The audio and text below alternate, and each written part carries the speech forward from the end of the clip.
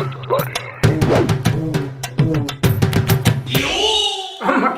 කුමාරයා. කලු කුමාරයා නේ මුදලාලි මම සිකා කුමාරයා. කෙටෙන් දාලා. සිකා කුමාරයා නෙමෙයි බ ගෙම්බි කුමාරයා. යකෝ මන් බය වෙච්ච තරම. අහෝ ඔය වන්දර උඹ බය වෙන්නේ වා මුදලාලි. බැරි වෙලාවත් එන්ජිම හිට්ටොත් තල්ලු ස්ටාර්ට් නෙවෙයි ජම්පර් ගහනවත් ගොඩ දාන්න බැරි වෙයි හොඳේ. කෙටෙන් දාලා. චුක්කතර.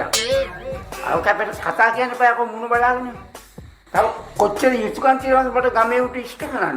අර පේන්නේ නැද්ද ගෑනු පොලිමේ පොරකන හැටි. හා ගන්න. ඔව්. මූටම කෙලින් ඉන්න පාන.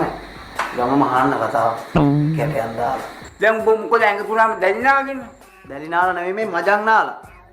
හැබැයි මුදලාලි මූණ පුරා දැලි ගෑවෙන තත්ත්වයක් උදා වෙගෙන එන්නේ මේ හොඳේ. කෙටෙන් දාලා. ඒ මොකද? ඒ මොකද කියන්නේ? දැන් ට්‍රැක්ටරෙත් මුදලාලි ගාන්නටම ඇවිල්ලා තියෙන්නේ හොඳේ.